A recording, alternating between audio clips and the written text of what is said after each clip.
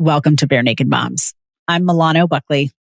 I'm Alana Level, and if you're joining us for the first time, please let us explain that there will be no actual physical nudity on the show, just spiritual nudity and some bare naked truth about parenting. Amen. We're two friends who met in a parenting workshop 7 years ago. I can't believe it's been that long.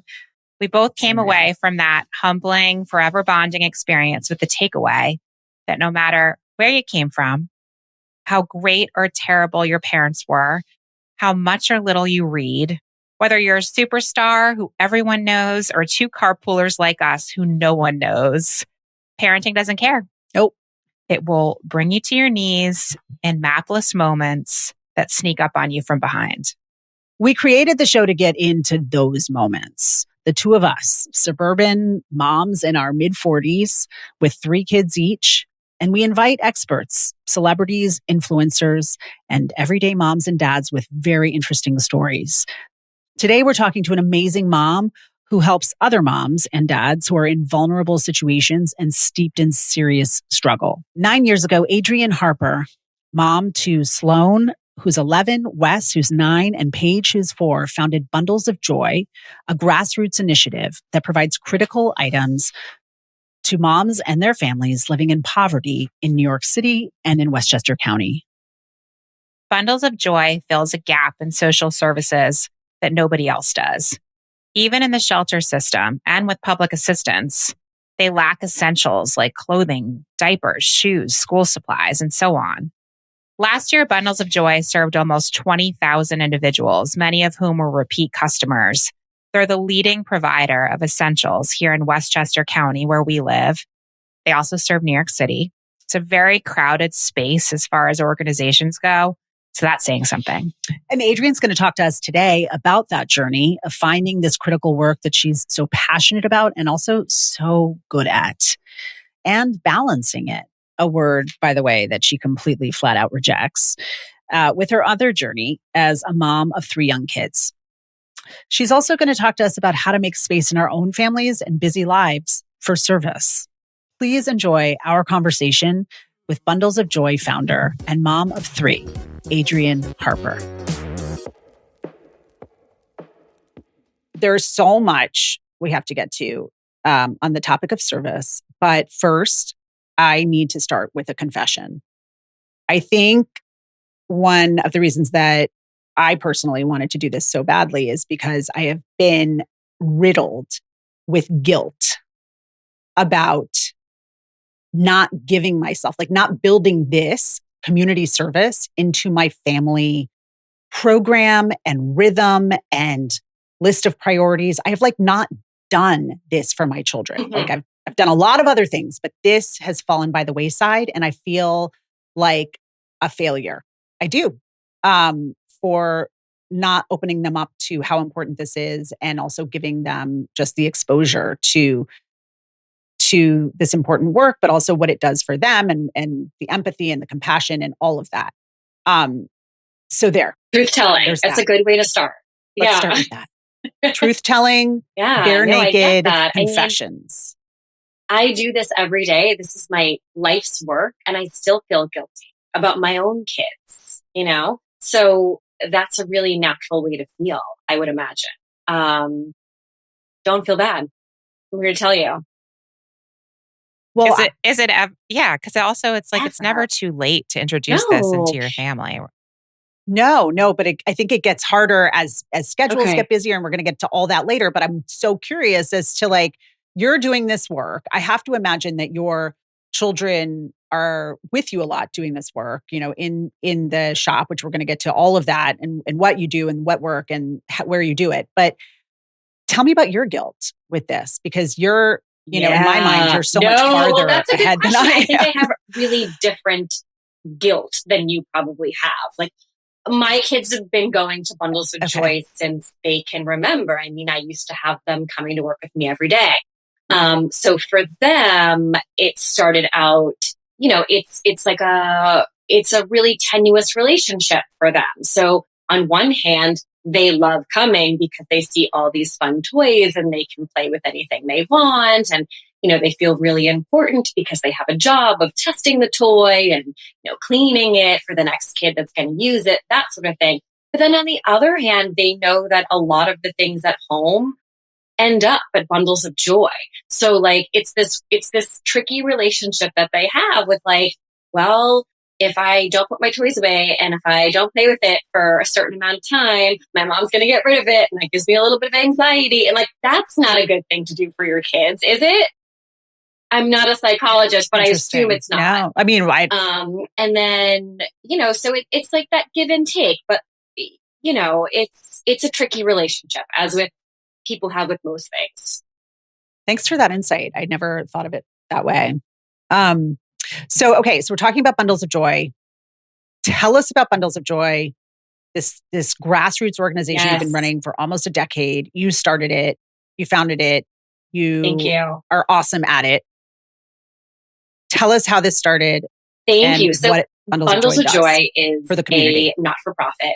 We provide everyday essential items to mothers and children living in critical need. So these are families who are living at or below the poverty line, and we provide them with things that they need. Things like diapers, formula, clothing. We give them hygiene items, baby gear, anything that you could need for a child. School supplies, for example, we provide it.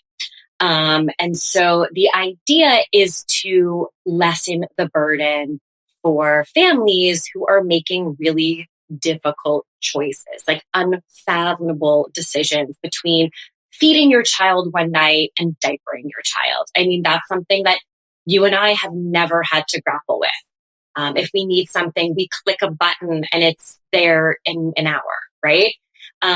So the stress and pressure for the moms that we serve is just so tremendous that the relief that we bring, even though they're just things to me and you, are life-changing things.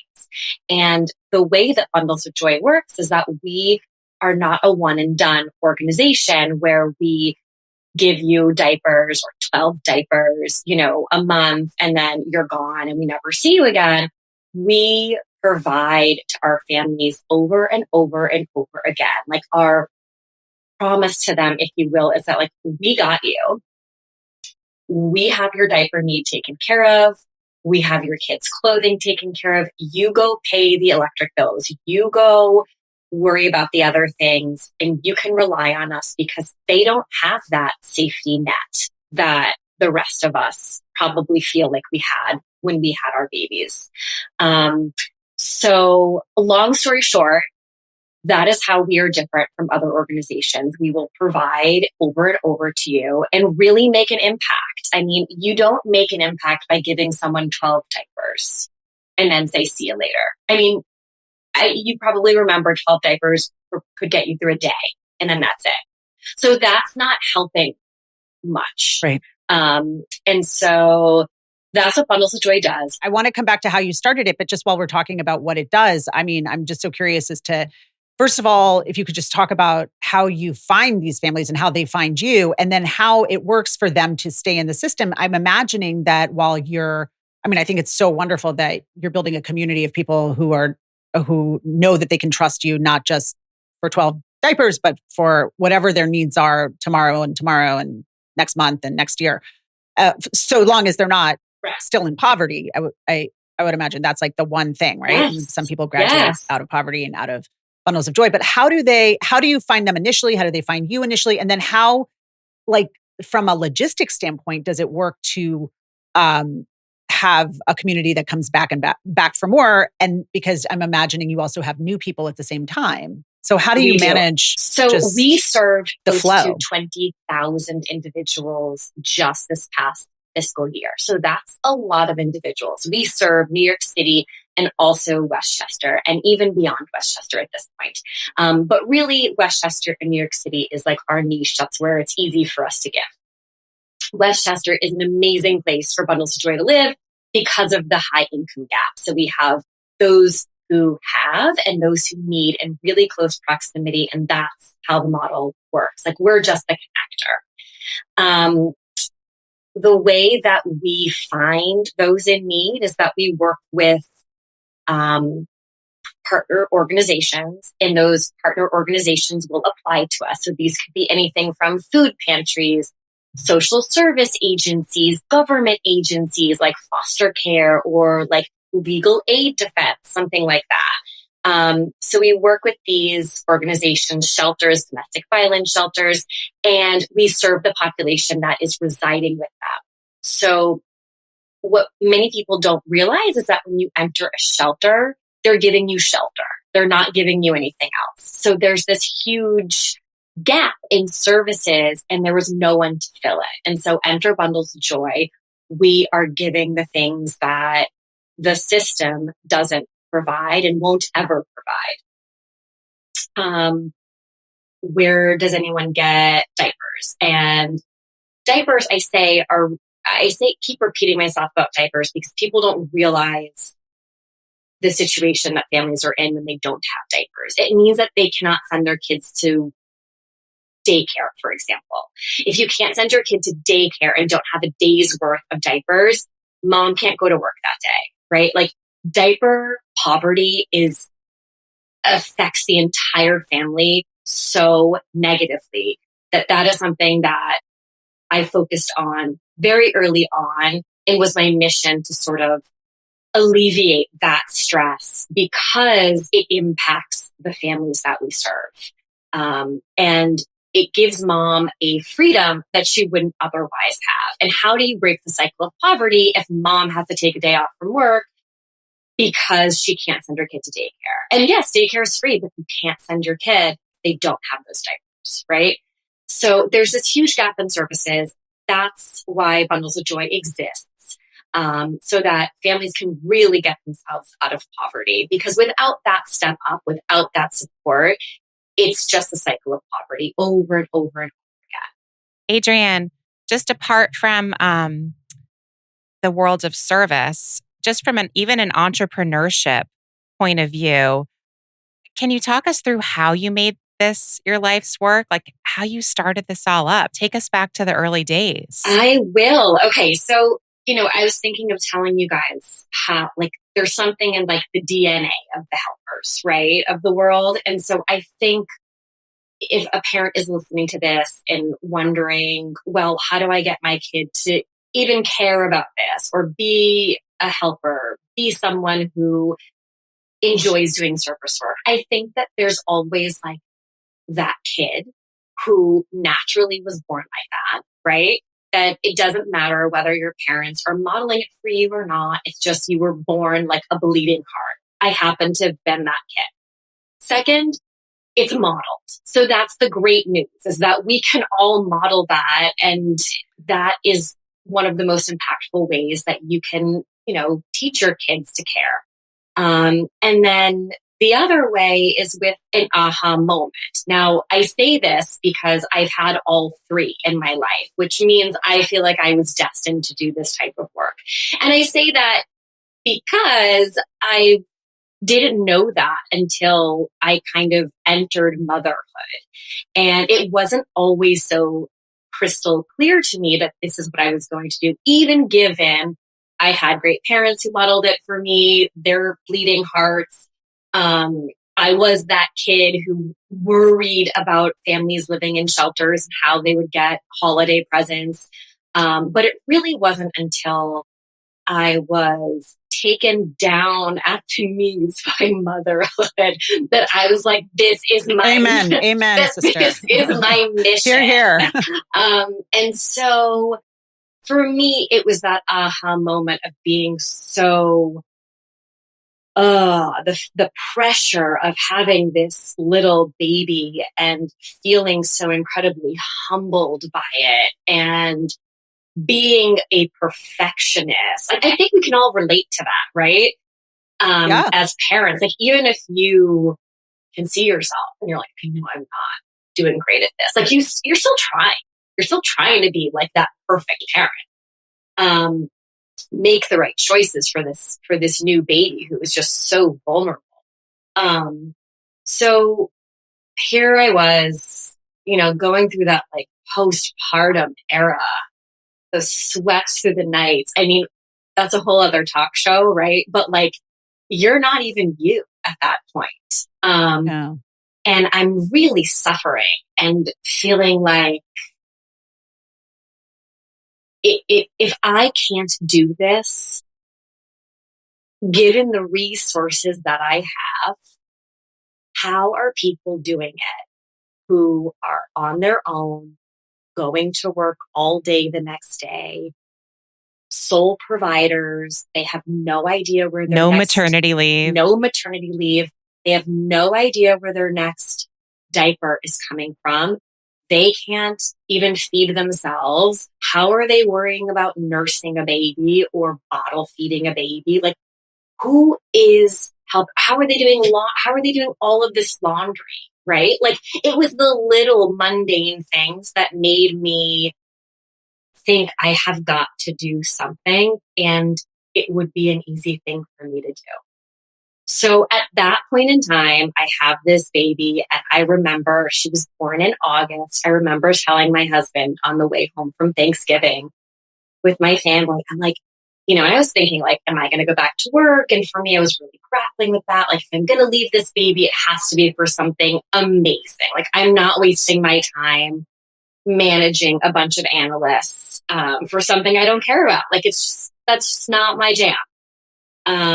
And yes, I realized to say this, like, what a privilege it was for me to be able to make those choices. And so I told Patrick, I'm like, I don't want to go back unless it's for something that I really care about. And right now, the only thing I care about is this. Like, I want to make this motherhood journey doable for those who have nothing, because look how hard it was, continues to be for me.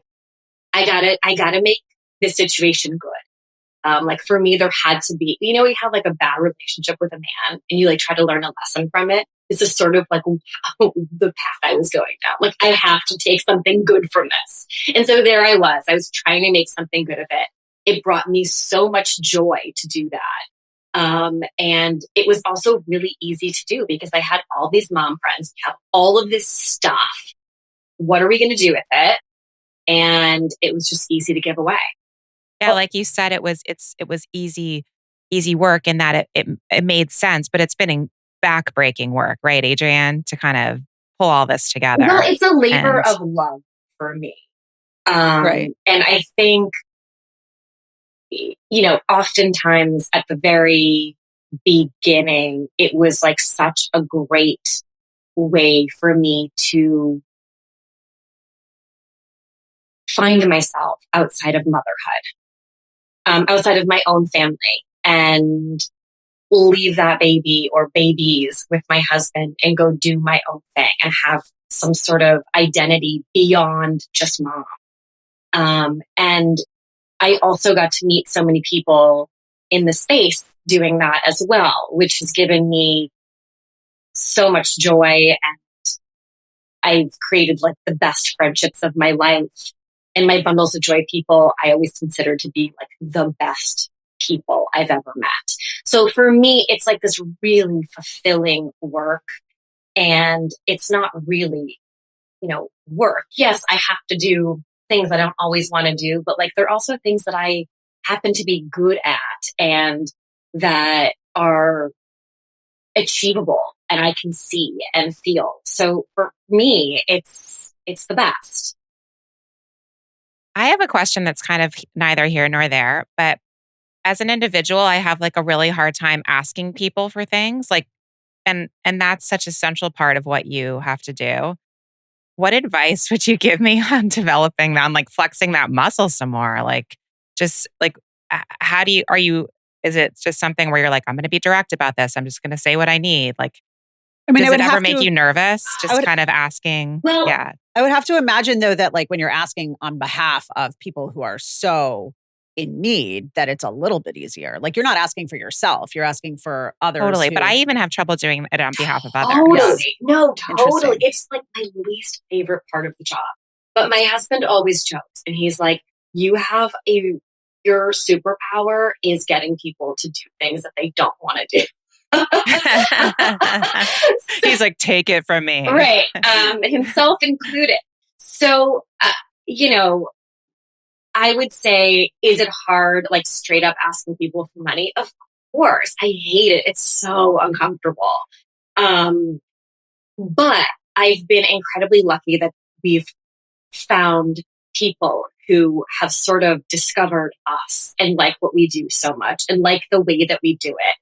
And they see the value in it, like visibly see the value. They'll come to our storefront. They'll see how we make the bundles. They'll see that like these are real individuals that we're serving, really vulnerable. Like they're at their lowest and their dollars are incredibly impactful. Probably, I would say we did a study like 90 cents on the dollar goes to the families that we serve. That's pretty incredible for a small organization with such, low overhead costs and things like that. Mm-hmm. We rely so heavily on volunteers to do the work, that sort of thing. So like, it's when you look at it from like a business perspective, it's an easy sell. When it comes to, having to go up to people, I might have a drink before I ask someone. Yeah. A beta blocker. A beta whatever blocker. it takes. Shame.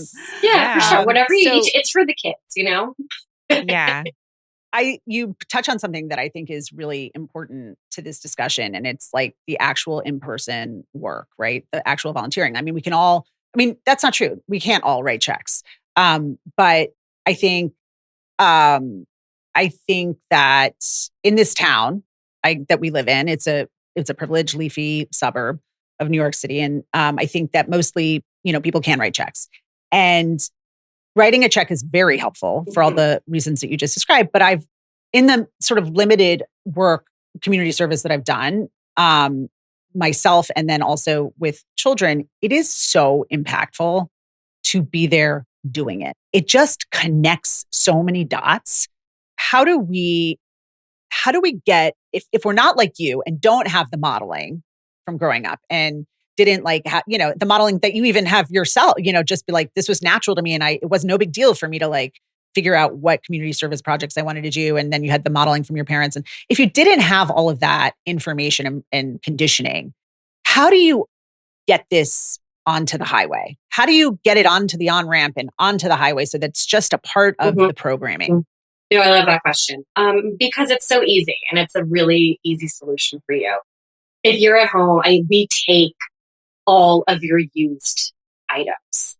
So if your kids, can go through their even chores, the ones you shouldn't be giving away.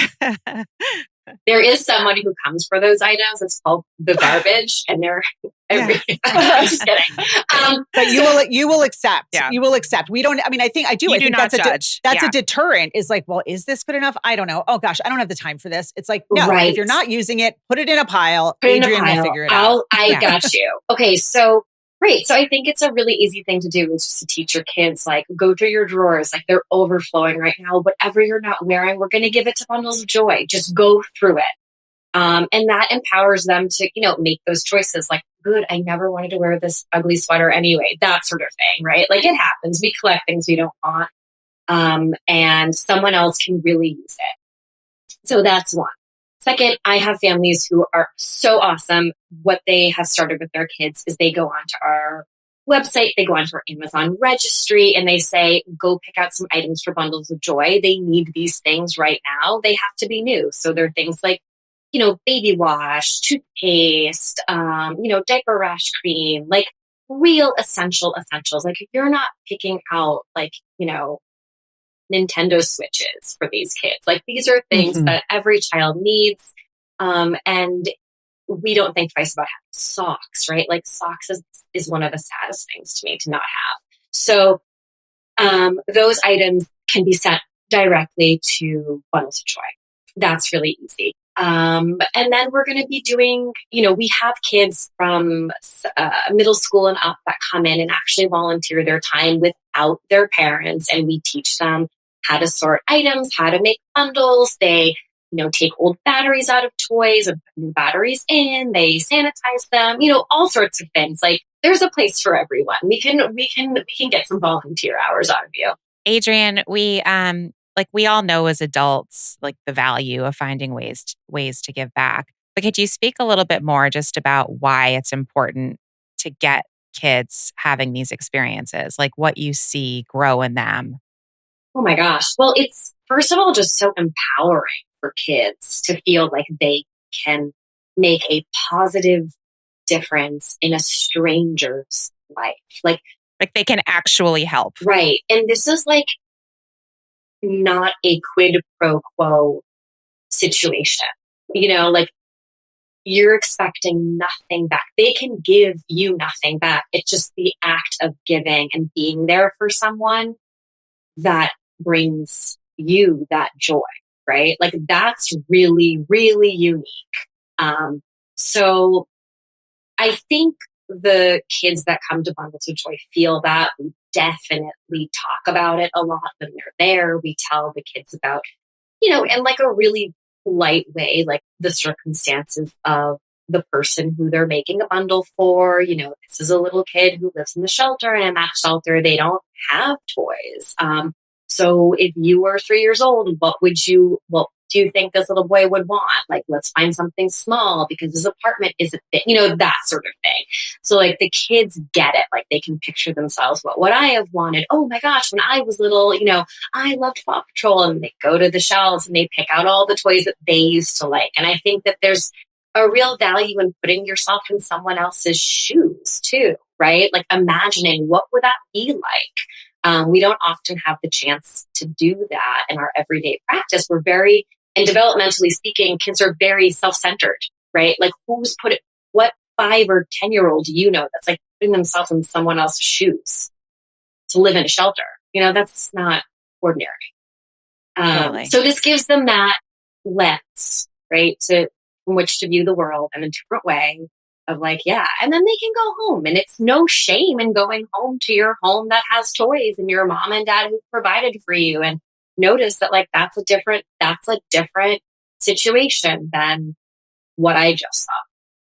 That's it. It's just like a minute of appreciation. That's it. Adrienne, I've heard you talk about how motherhood is the great equalizer, which is, part of the reasoning behind our little podcast. Yes. The idea that, rich or poor, famous or soccer mom, you had the best parents or the worst parents, you have kids, and you face the same challenges. Along those lines, I'm wondering, the moms you meet all the time, some of the lessons that you've picked up from them, like the things that they've shared with you that stick with you. When moms come into Bundles of Joy, you can tell just by looking on someone's face, like what kind of night they had the night before, or, those phases of raising that baby when they're sleepless or whatever. Like sometimes you just need a hug, or someone there gets it and understands you. So I think not ever having to be alone in motherhood is a lesson that I learned through this work. Is like, really feeling alone is probably the worst thing that could ever happen to someone going through these early phases of motherhood. Like we need each other. Many moms who come to Bundles of Joy are embarrassed. They're embarrassed that they can't provide these things for their kids. These are essential items. They are so ashamed of it. And we're like, no, don't be like, it's fine. Come on. Like whatever I can do, what else do you need? Like, let me give you more, that sort of thing. There's so many, most of our day is like, okay, well, what else? Do you have a bath at home? Do you have this? Do you have that? Like we have to try to make people feel comfortable with accepting help. And I think that that's true whether you're rich or poor. It takes courage. It takes courage. It doesn't it? It takes courage. I mean, that's what we're doing here. That's what we're trying to do with Bare Naked Moms. We met in a parenting workshop, or we became good friends in a parenting workshop, Yes. Where like 7 people came together because we were like, we don't got this. Like what just happened? We don't got this. Like we have a lot of questions about this. Yeah. Help! Yeah. Like a literal cry for help. It was very self-selected. Yeah, self-selected. It's like going to the group. TA in college and you're like, we all didn't understand that. Can we come after class? Like, what are your office hours? Yeah. No, I get it. That's office hours, and right? to know that other people don't understand it too, despite, everything Alana just said earlier about despite where you came from, who your parents were, what you know, what you don't, what your balance, your bank account looks like. It's that I feel this way too. Oh, you feel this way? And just like the eureka moment of like, I am not the only person with this feeling is so connecting, and it takes the charge out, right? Like you being like, removing the shame and be like, no. I'm not talking about that. I'm talking about like, do you have a bath at home? Okay, this is what you need to bathe your kid tonight. Right. Like, here's a bath. You clear the noise. Yes. You clear all of the complicating noise. Read through the bullshit, with all of right? this. Like, yes, totally. Yes. So I've heard you say that you reject the idea of balance. I do. Hate the word balance. I hate it. I'm kind of obsessed with the fact that you hate balance, and I want you to say more and walk us through how you got to this relationship with balance. I want you to give like a TED talk on this topic. I love this talk. Balance is bunk. Yeah. Right. It's okay. So first of all, it's a completely misogynistic idea.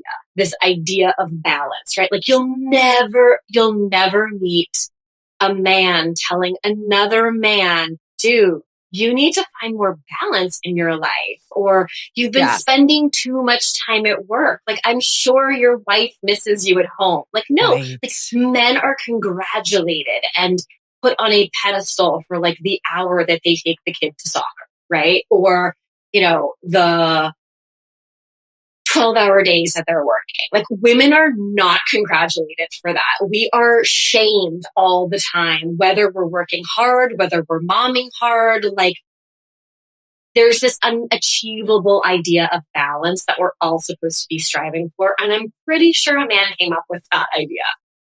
Right? The idea of balance? Yes. I don't know. I actually think I don't think they even know like what balance is or that we should be striving for. You think a man came up with this is a totally misogynistic dream. Like this is like that's a taking down the theory. patriarchy. Like F balance, right?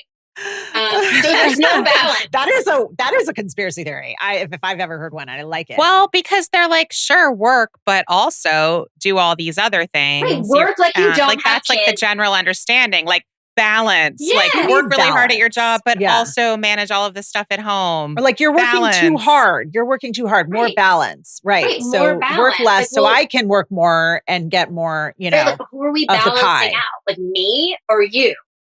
Whose needs? Right. Anyway, so I would say prioritize is my antidote to balance. Okay. Prioritize what is important to you and your family, and then you need to block out whatever does not fit into your priorities and doesn't further your goals. But here's my thing. Like, I don't love feeling out of whack. So for me and my nervous system, I am like, balance is always this thing I'm yearning for, searching for this. What is that called? Like the moving target. It's like the ever elusive, like, receding I think horizon. You're too focused on the like zen of it, or no, I think you're too focused on like what's going on around you. Like you're too easily swayed by what's happening around you. I think one of the things that you have to do, I need noise cancellation headphones. Right? Like you shouldn't be looking at moving targets. Do they fit into your priorities? No, I guess I just want to, I hate the feeling of being overwhelmed. And yet I constantly find myself, that's not true. I don't constantly find myself because I've gotten a lot better at exactly what you say. I've gotten a lot better over time at like saying no like no is my baseline like now, but it's more than that. I mean, it's just like all these things that I really want to do are competing with each other. And it's like, I don't know, but I really wanted to, So I think I think you're right. A more honest conversation with myself about the values of each thing is necessary. But my question for you is, do you, even with your like totally awesome lens and formula and prioritization, Do you ever feel out of whack and off balance, or you're just more okay with that feeling? I mean, you know what I mean? Well, I don't judge I don't look at it like balance. Like some days I'll work really hard at Bundles of Joy because the priorities are such that I have to be. Mm-hmm. And then the next day I'm totally home with my kids and I'm ignoring emails from people. And is that a balance? No, it's not balance. It's just the way that it has to be that day. And when you're at Bundles of Joy, totally immersed, you're not like, oh God, I'm missing this. No, you have to be present. Like you have to be okay with those decisions. And if you're not, then I think that's when you're in your head about your own decisions. You have to be really careful about your choices. Is there anything that you've taken off your plate that you feel really good about? Like just like, oh, so glad I'm not worrying about that anymore. Yeah, like give us an example of the hard conversations you've had to have with yourself to achieve this like sense of control. Noise that you've had to cancel. Like certain sports that like, everybody's doing it and you don't want your kid to be left out socially. But it's like, well, is that important to my family? Is that important to my kids? If it's not, don't do it. You're spinning your wheels. Like, is that important to me or is that important to my kid? Or is it important to other parents? It's very easy to get caught up in what other families value, right? Because it sounds so great. And if you ask them, it's like, wow, that sounds like we could totally be that kind of family. Like, let's buy season ski passes. Like, I'm down, But then you're like, well, wait a second. Because it means I don't actually like skiing. Yeah. I hate the cold. I just like hot chocolate. But I would say you have to be really protective of things that you are, that you're focusing on and try not to get caught up in what's important to someone else. Yeah. Very valuable. Okay. Are we going to wrap up with a little lightning round? I think so. All right. Okay. I'm going to fire away with something Bundles of Joy related. Okay. What is the worst thing that has ever been donated? I have a couple. Okay. We're here for a broken Christmas ornament. Wow. The kids. Well, maybe it got broken on the way. That's what I was going to say. Yeah. Maybe it did get broken on the way. That's harsh. Okay. Ski boots from the 90s, like women's ski boots. Right, like what like poverty-stricken family is going to be wearing ski boots? Wait, right. Like the and scene in Clueless, in Clueless when she's giving everything away from the Gizmo fire. Oh, that's so true. Remember? That's so funny. And she shows up with skis. Don't you think they left their ski? Anyway, so ski boots from the 1990s, women's ski boots, and used women's lingerie. Like, how did you know it was used? We're just not going to talk about that. It was clearly been used. Mm-hmm. Yeah. Uh-huh. No tags. Okay. I'll say that. No tags. No use. But like, no one needs your underwear. You heard it here. No one. Okay, but that is an interesting. Hold on. That's interesting because I do sometimes look at my kids' underwear, for example. I'm like, this is perfectly good underwear. Like, if someone really needs underwear, we provide new underwear to bundle. Okay, that's important. Yeah, for sure. You're right. That's good for feedback. Dating. Like everyone deserves new undies, new underwear, fresh. Yes. And like, is there anything else in that department? Just while we're on this, is not part of lightning round, but just useful information about donation. Is there anything else that's like what's on the do not donate even list? if it's like washed and looks clean, if it's been used, we're not taking baby bottles. Okay. Oh yeah, because you can't really sterilize them. You don't know if they're totally clean. Okay. Milk and stuff. What about car seats? Aren't there constantly There's a new liability issue with car seats? Right. You can't do car seats. Because we don't know if they've been in an accident before. And we can't guarantee that. And then, so we give only new car seats. Yeah. Okay. All right. Yeah. Okay.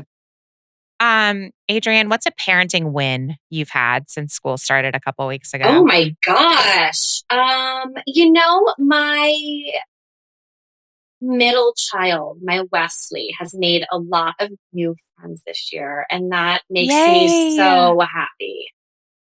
Great. That's a good feeling. awesome. Do you think it's a matter of like ending up in like just a Yeah, great he's in a great class, or class. He has an awesome teacher who sees him and Ah, is like, wow, that's great news. is like rooting for him, And when you have a teacher that's rooting for your kid, is there anything better than that? No. So that's a win. No, there's nothing better. Okay, I That's want a to big hear win. who that teacher is And after. yeah. Okay. What is the thing that you and your parenting partner fight the most about? And by parenting partner, I mean your husband. Yeah, my husband. Like, what's the parenting thing that you fight the most about? I would say like I am much easier on the kids. Like I'll say like, okay, well, you really can't watch TV until you do your homework, and then like the TV. And I'm like, well, they did part of their homework. I'm a they real looked at sucker. it. They looked what I at mean? their homework. Right. I'm also with my kids a pleaser. Like I love making them happy. Like if it's an easy thing to do, like letting them watch a show. Yeah. And he would rather things were a little more strict. He's more of the sergeant. But then he's not. You know what I mean? He says when it's on my time, he's like, you should have really held that boundary. That sort of thing. That's tricky. Okay. Yeah, it is tricky. Let's see where this one goes. Is there something that like you miss most about your pre-mom self? Just like something that you loved a lot that before you had, like not negative on the kids. We're so glad that they're here, but of course. You know what? I will say what I missed and I didn't realize I missed it. So I was like so deep in motherhood and bundles of joy and being a wonderful wife that like I missed out, I think, on creating a lot of friendships. And things outside of my family. Like, but it was like very compartmentalized, right? Like Bundles of Joy, but like only friends of Bundles of Joy, that sort of thing. Like that fulfilled me. But now that my kids are older, my youngest is 4.5, almost 5. I now go out like without my kids, without my husband, with just gals, and it's so much fun. So that I would say is like a part of me that has now come back that I missed so much in like my child life. I love that, Adrienne. Also, I want to come. Like I'm a real rager. Invite us. I'm just kidding. Yeah, please invite us. We'll come. When we know what your favorite drink is. Yes. Oh, by the way, everyone, Adrienne's favorite drink is Cosmos. When all the kids are asleep, finally, you fill in the blank. I usually work, guys. On Bundles of Joy. Yeah. That's a testament to true love. Yeah, it's proof that you love it. I love it. We're so honored and grateful that you came with us and shared. As we know, time is money. Time is our most precious resource. You shared a lot of it with us. You're worth it. You made it on the priority list. And thanks, you Adrienne. are worth it to us. So just thank you so much for being here. All of the stuff you talked about is going to be in the show notes. And then also I just really quickly want to mention something we didn't mention, but that if you don't live in Westchester or New York City, or, you want to do, things don't align, you want other opportunities to give back, you are part of this amazing organization. Like Bundles of Joy is part of this amazing organization called... It's the Baby to Baby National Network. Baby to Baby. And so you can rest assured they're all vetted organizations that do great things on the grassroots level. So I'm sure you can find one in your state, in your county, wherever, and head on to their website. They'll give you an entire list of where to go. Okay, thank you so much. Thank you. Bye. I think so much of these conversations we're having, certainly the two we had today, are about like conditioning, like, and building, recognizing what we are conditioned to do and how we're conditioned to think about any number of things, and to take control of that, and like to like reframe and to like build new habits, and to understand that certain things are just conditioning, and that we can have control over like, forming new pathways, new cognitive pathways, and life habit, behavioral pathways. So along those lines, volunteering, community service, what I love about Adrienne is that, she's like she's kind of a self-described Mother Teresa. Like she was born. Well, she doesn't describe herself No, that way no, at no, no. all. Sorry. In her defense. She does not describe herself as Mother Teresa. I'm editorializing. But she's a Milano described. That's how I'm describing her. Yeah. She is definitely a Mother Teresa, but she doesn't make you feel bad for not like having been one or not being one now. And doing what she does, or, being naturally geared towards service. It's very interesting. I'm trying to think now, what's the difference between people who tell you what's going on in their lives and you automatically feel bad that the same thing isn't going on in your life, and people like Adrienne who can like share these incredible parts of their life, and somehow you're like, that's amazing. And I don't feel lesser than. I feel inspired. Yeah. Right. What is like the difference between A and B? I think it has something to do with the fact that like maybe the ones who are like telling you about it and you feel bad about it are like, it's more complicated than just them doing it for them and like making their own choices. It's like somehow there's like a layer of competitiveness or show offness, and they can't help it.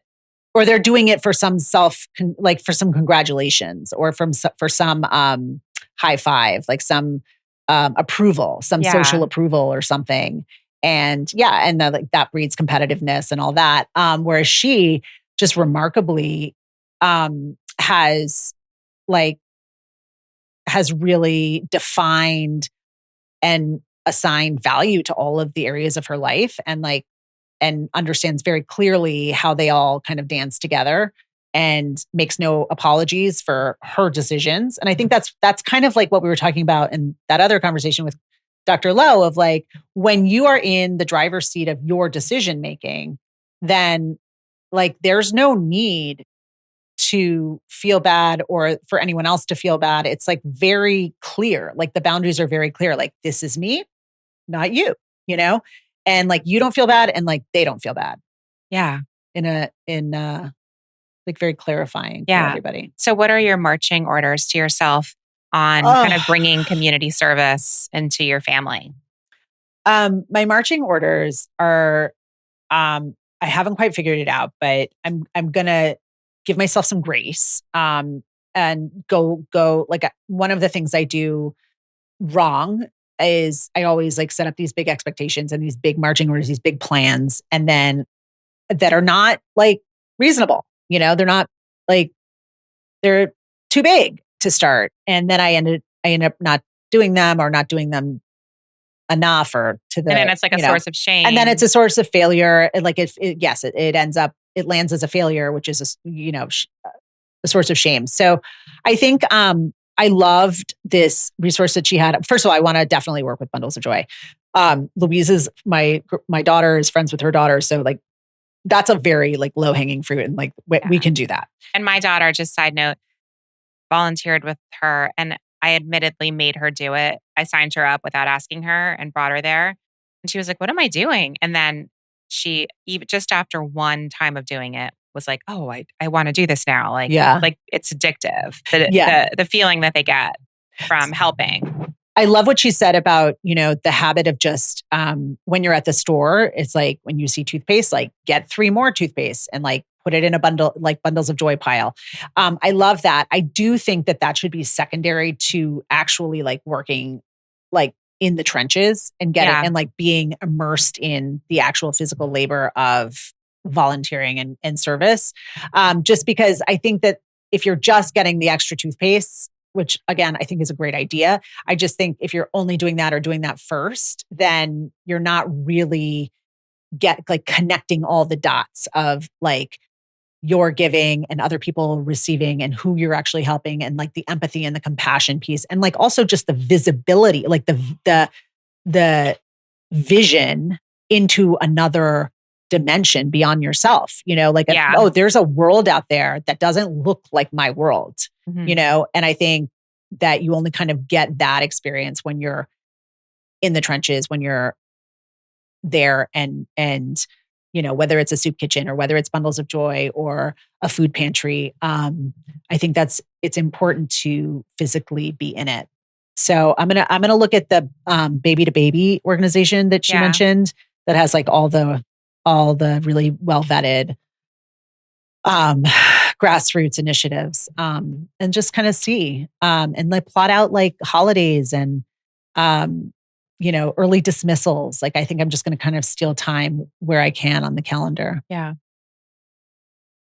All right, people. Thank you for listening. If you like the conversation we had with Adrienne today, please follow the show, rate the conversation, leave a comment, a review. I like myself better with glasses on, so I'm putting them back on. She's going to put the glasses back on, but we are really grateful for your support, for your listening, and any other support you want to give in the way of, again, following, rating, reviewing. We love you. We'll see you next week. Thanks for coming.